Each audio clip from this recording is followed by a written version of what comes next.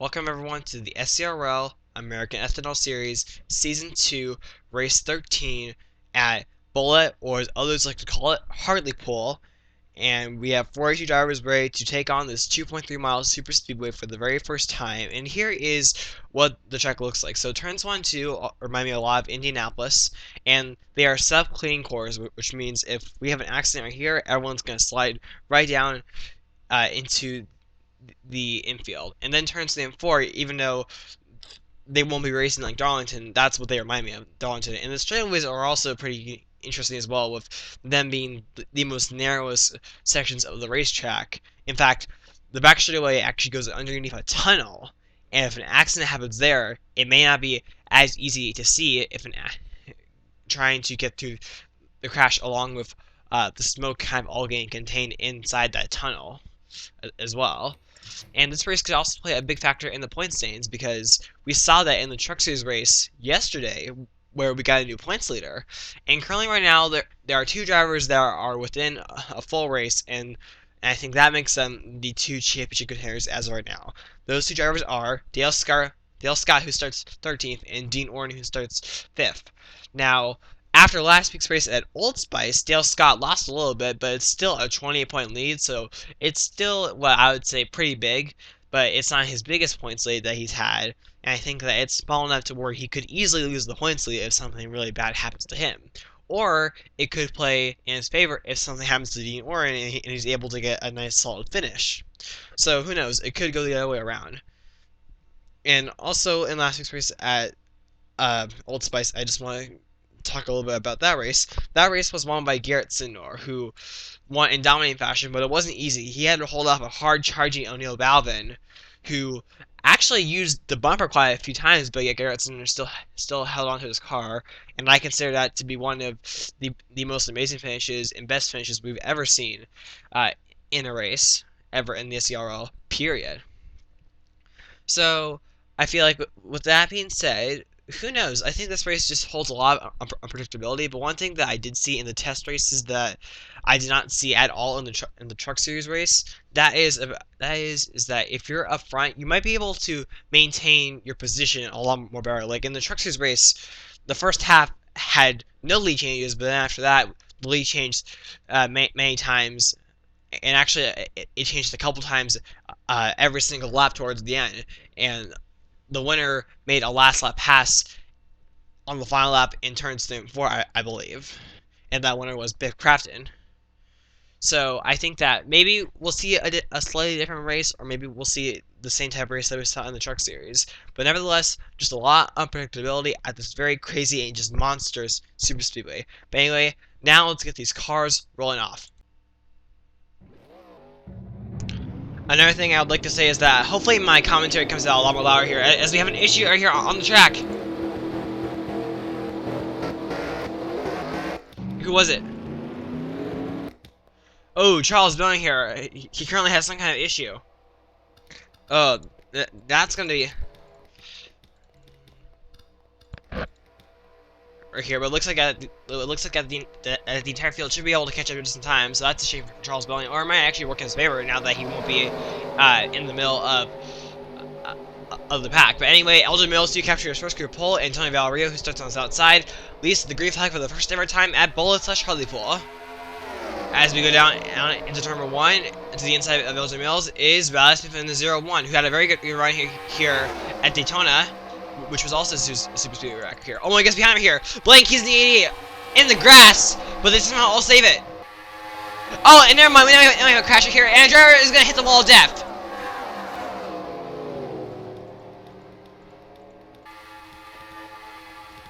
What happened? Oh my goodness, Randy O'Neal, a heavy impact. Ryan Casey, Cameron Blake, Charles Bowen still on pit road.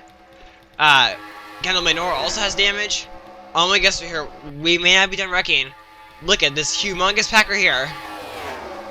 Yeah, a driver definitely hit the wall of death, which the wall of death, it is that angled wall heading into the tunnel. And the wall has no safer barrier, so if you hit the wall, you hit it even harder than normal. See right there, that is the wall of death. But anyway, Anyway, so this race, just like in the truck race, starts off with a huge bang, and let's take a look and see what happened. Jonas Maths Jr. in the 97, I think he just got a little too high right here, and then he bounced off the wall, and then Cameron Blake hit him, which caused him to go right down the racetrack, and Randy O'Neal had nowhere to go, so did Kendall Maynor. And look at the hard impact Jonas Maths Jr., not Jonas Maths Jr., Cameron Blake, Ryan Casey, and Randy O'Neal all took into the inside wall here. Then Kendall Maynor, he also got a little bit more danger here when John Martin had nowhere to go, and Archie Hussein also got a piece of it. But let's look at this impact right here that Randy O'Neal takes. We're going to take a look at this from the spectator camera. And in real time. Even though you can't see it, that was a 130 mile per hour impact right here into the outside wall, and that is definitely going to be a hard hit to end his day, along with Ryan Casey, Cameron Blake, and Kendall Maynor, as far as I know. But now let's go on board driver. I think this camera really gives us a great shot about how once you hit that wall, you sort of just kind of come out of nowhere back across the racetrack.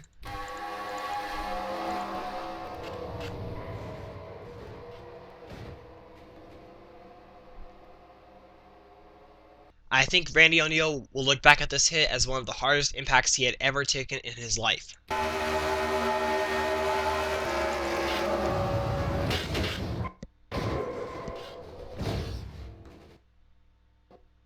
There was a very similar crash like this in the Truck Series race that involved Leia Walker, I think, getting a little too high and drivers having to check up or hitting her, and I felt like the same thing happened to Jonas Maths Jr., and just like Leia Walker, Jonas Maths Jr. could have gotten a lot more damage than what he did end up getting.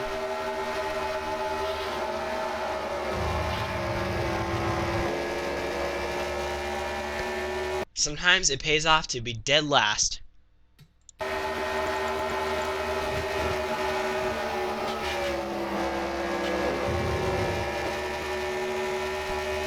Okay, so we were having some kind of weird score issue. So, Cameron Blake, Kendall Maynor, Randy O'Neal, Ryan Casey are out of the race, and it looks like Charles Belling will also be out of the race as well. So that marks 5 drivers out of the race, which means we still have 37 drivers still on the lead lap and on the racetrack. And so that's still a very massive field. And don't start thinking that's going to be the only major disaster we're gonna have in this race. I think we could be in for several disasters, to be honest. Maybe, like, if someone were to come up to me and say, how many cautions do you think we'll have in this race, I could see maybe up to like 5 actually. I think it could happen. But anyway, Riley Smith got the lead on the first lap and has led every single lap since, so this is helping him inch closer to most points. Not most points, but the bonus point for leading the most laps. But anyway, the green flag is back out, and here comes LJ Mills in the 54 looking to regain that lead. He's all by himself on the bottom, and while being on the bottom all by yourself does not help on the straightaways, it can definitely help you in the turns.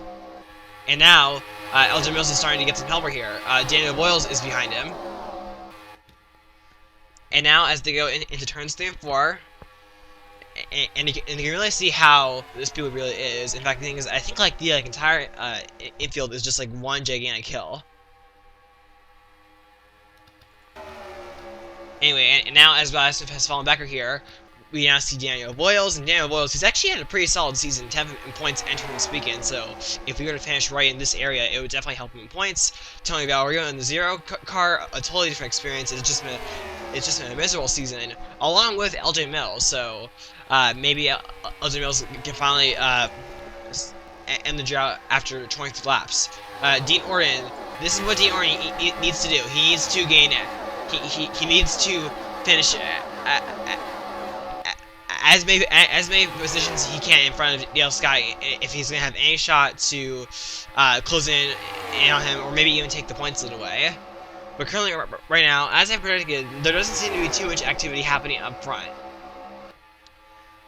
I think things could be calm for these next several laps, but I don't think so. I have a feeling something is going to happen. And speaking of Dale Scott, where is he? 17th position, so he's kind of almost close to the middle of the pack. But as you can see, unlike in the truck series where we saw a lot of bumpers, we're not exactly seeing a whole lot of bumpers in this race so far.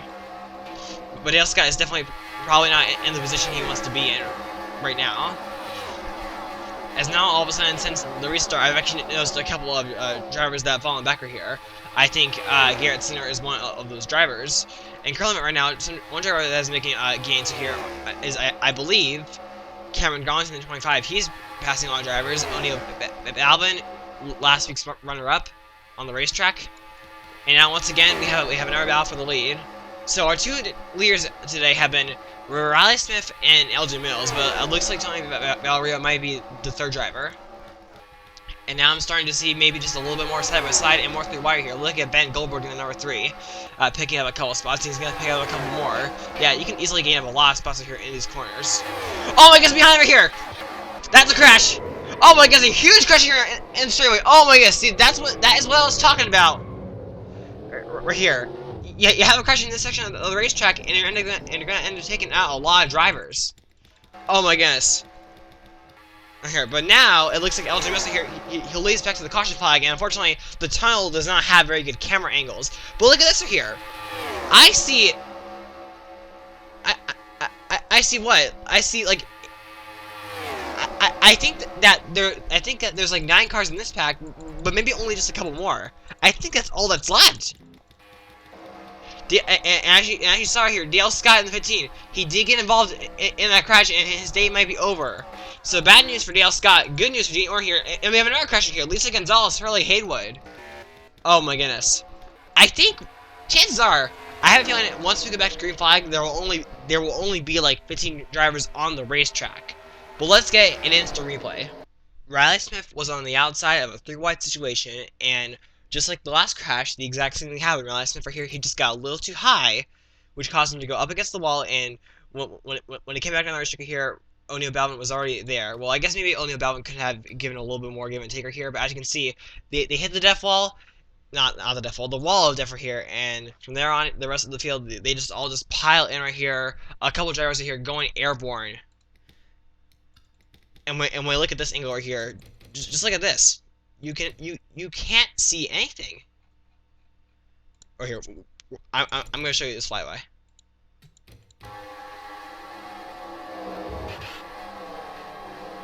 Yeah, look at how all of a sudden those drivers just come right across the racetrack here. Look at that. You cannot see a single thing, and that's what these drivers saw, and that's what some of the drivers were collected. So it looks like that. Chances are, it looks like that there might be only like maybe like 15 to 20 drivers still up on the racetrack once we get back to green flag here. But now let's go on board some drivers. Riley Smith was having a good day, and now he's probably going to have to apologize to 20+ drivers.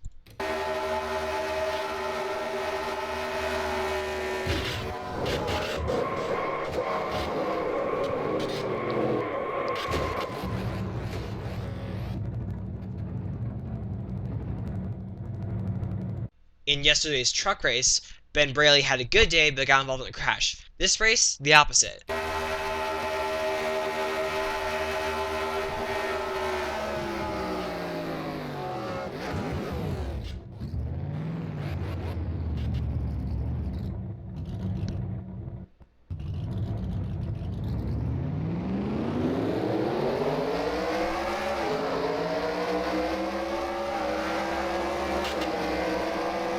Nick Smith was not the first one to take a hit, but man, it was like after he hit the dead wall, he took all the hits.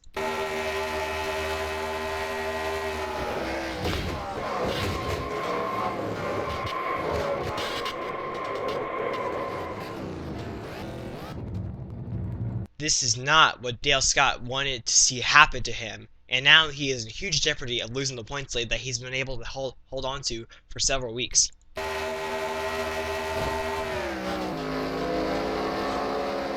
Now, while it didn't look like he got a lot of damage, remember, he did hit Nick Smith, I think it was.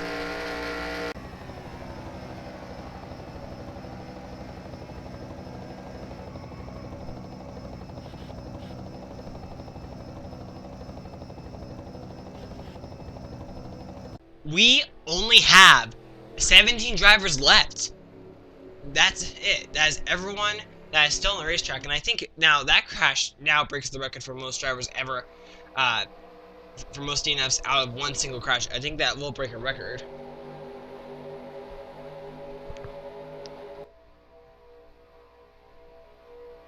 So that is the whole list right here. So now we know that one of the 17 drivers still on the racetrack is going to be our winner.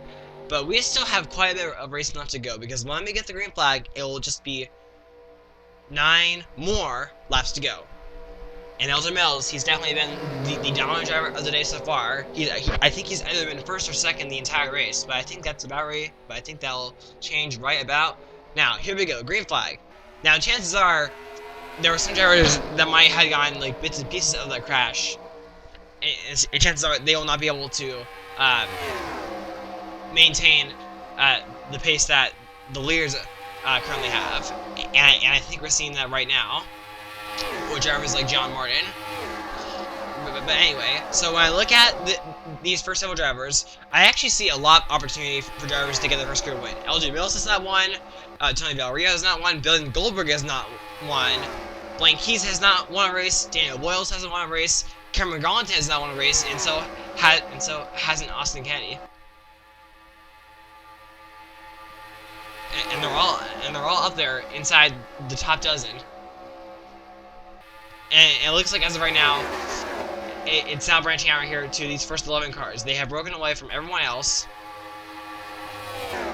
But let's see. Even though we only have 7 drivers left on the racetrack, are they still going to be just as aggressive? Jim Kelly, Ben Goldberger here, they're kind of cutting a little bit closer here. But now, Elton Mills, he's going to lose the leader here to Ben Goldberg. Oh my gosh, here. They are super close to each other. I think that's the closest I've seen drivers get to each other all weekend.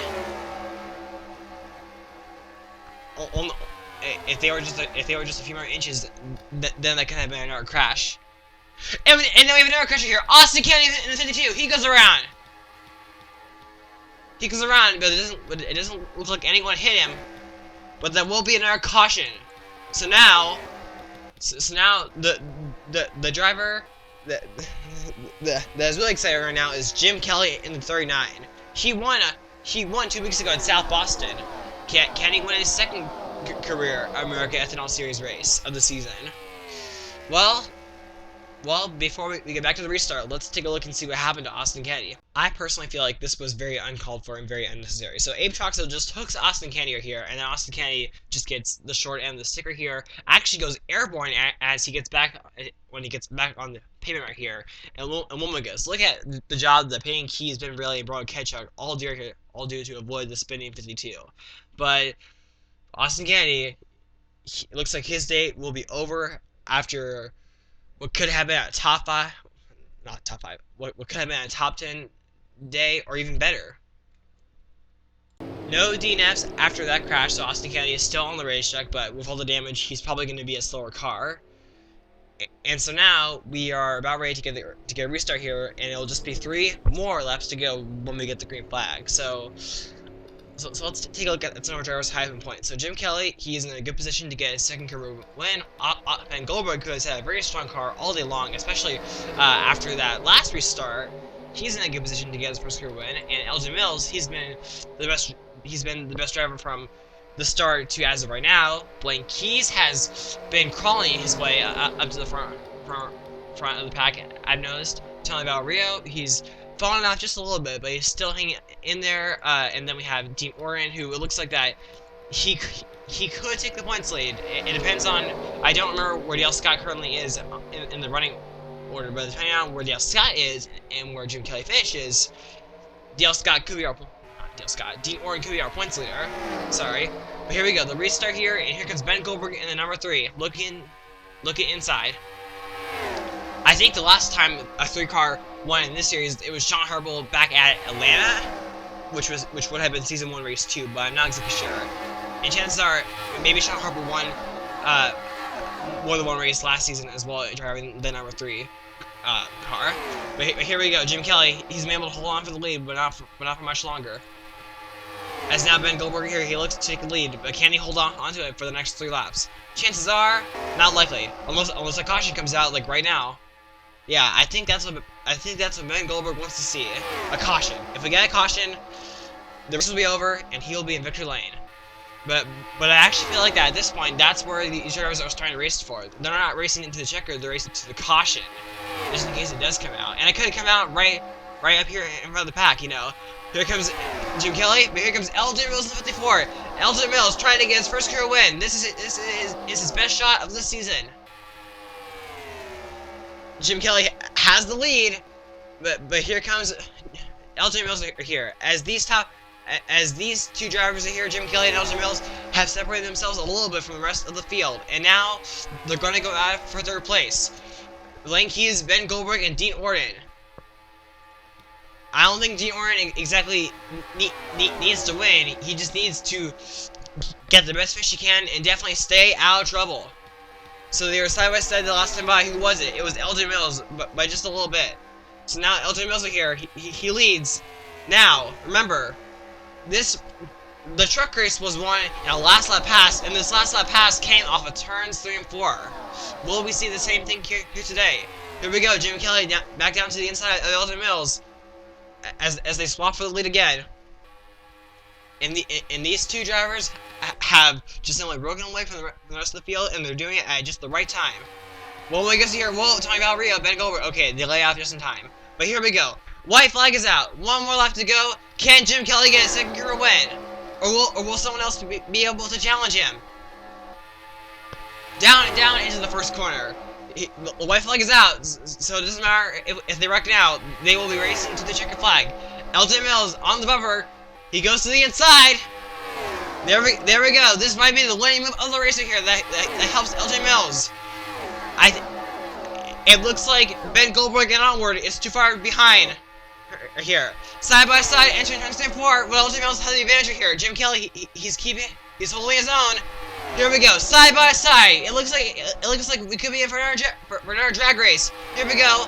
Elgin Mills, can he clear the driver here? As Cameron Gaunter here is gonna hit the inside wall here, back across the racetrack here, and it is gonna be Elgin Mills winning his first ever American SERL Series race, and it comes at Hartlepool. My goodness, that was a lot of talking. But I guess here, Elgin Mills won, just like in the truck race, a last lap pass. And the driver who made the last lap pass was LJ Mills. And I just noticed how in the truck race, when that race was won by Bibby Crafton, he was driving a 54 car, and Elgin Mills in the 54 car, he also goes to victory lane. Now there is no 54 car in the Hot Wheels Cup series, so there can't be a triple. But my guess here, what a performance from LJ Mills, and also I gotta say Cameron Gaunton. I don't think we're gonna show a replay, but the thing is that was one hell of a save from Cameron Gaunton, because that could have been really bad. Even though that was still a hard hit, it could have been really bad for him and many other drivers. But anyway, as Elgin Mills takes his what appears to be a victory lap right here, here's our official results. So Elgin Mills wins by 76 thousandths of a second, I think that is, and then Ben Goldberg, Dean Orton, Tony Valerio, Blank Keys, Daniel Wills, Payne Keys, Andrew Gorman, Abe Troxell. That is your top 10. So overall, today was a great race for some drivers that had not performing really well. Elgin Mills, Tony Valerio are some perfect examples of that. And when I look at everyone right here who's retired, in order for Dean Orton to take the points lead, he needed to finish more than 23 spots. Where did Dale Scott finish? 32nd. 32nd for... Oh! I don't know if this is true or not, but I think Dean Orton should have a 1-point advantage over Dale Scott, so I think that we will have a new points leader.